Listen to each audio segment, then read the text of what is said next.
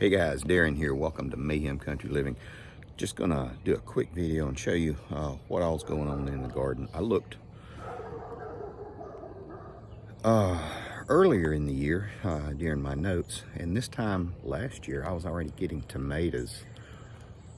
Although because of the weather last year, I was able to start putting out plants the end of February. Now, did not this year, could not do that because of the cold and then the tremendous amount of rain that we had, which I'm grateful for. But it's interesting to note, I was already, like I said, getting tomatoes, squash, and broccoli, the way it is. But this is going pretty good. These back here are the Jerusalem artichokes. They're about 6 feet tall. And these are tubers. Think of them as kind of like wild tomatoes if you're not familiar with Jerusalem artichokes. And they are doing fantastic. This is the second season. They have multiplied. I'm not going to start harvesting them. Maybe I'll harvest a few this year. These are some of the herbs. It's lemon balm that overwintered. It's taking over. I actually have to cut it back, and then I'll take it and toss it to the chickens or dry it out. I have a lot dried out, and I've given a whole lot to everyone that I know that wants the stuff. So tomatoes, they're coming along.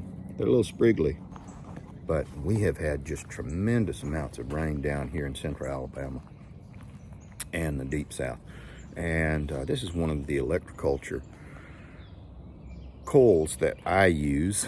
Some people poo-poo it, some people don't. It's a good tool in your toolbox.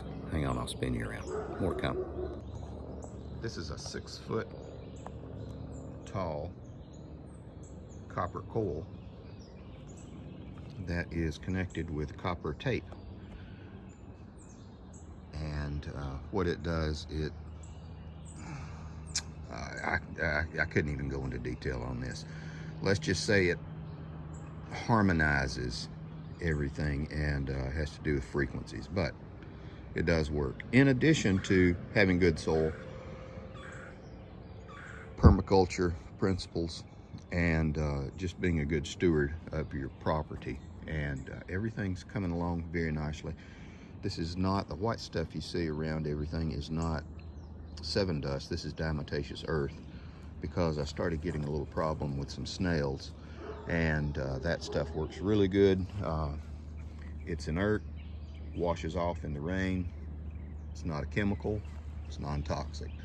And this is my shower tower that I made. I got this idea from an old man I used to live next door to when I was a kid. He always raised his sprinkler up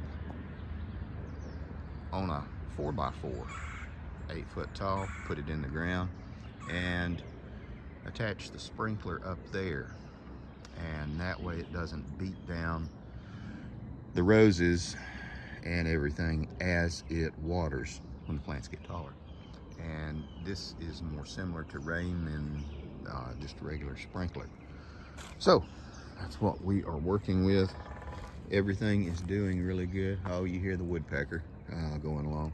Chickens are chickening, and everything else is coming along nicely. It has still been too wet to bring in topsoil. Again, because of all the rain and all the rain and all the rain. It's just crazy. Cut down 5 more trees on the other side of the property, about as big as your leg, and cut them, bucked them, or limbed them off, cut them up into rounds, and stacked them away to let them dry for firewood for this year. I got probably another 10 to cut, just to help clear property on the other side. There's Saul up there doing his morning bark. There's another electroculture coil, and I've got 3 or 4 of them around the garden area. And we're also getting ready to put the new liner in the pool. Yay! Can't have any rain though when I do that. So got everything taken apart, just waiting to get it all reassembled. Oh, and everybody's been asking about these roses.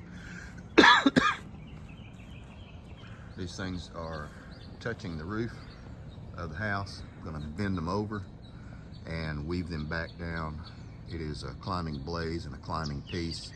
There are 3 different varieties of climbing roses, and they're now mingling. So there's red ones, white ones, and yellow.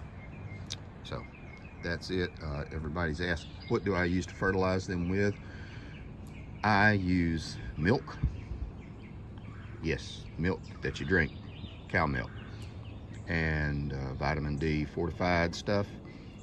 When it begins to go bad, I pour it around the roots. I overwinter them with a little bit of pine straw, and they do really well. When they get cranky or they get some parasites, I usually do a little bit of neem oil, which is about as strong a stuff as I use, and it is really safe if you mix it appropriately, and it is, I believe it's made from vegetable pressing.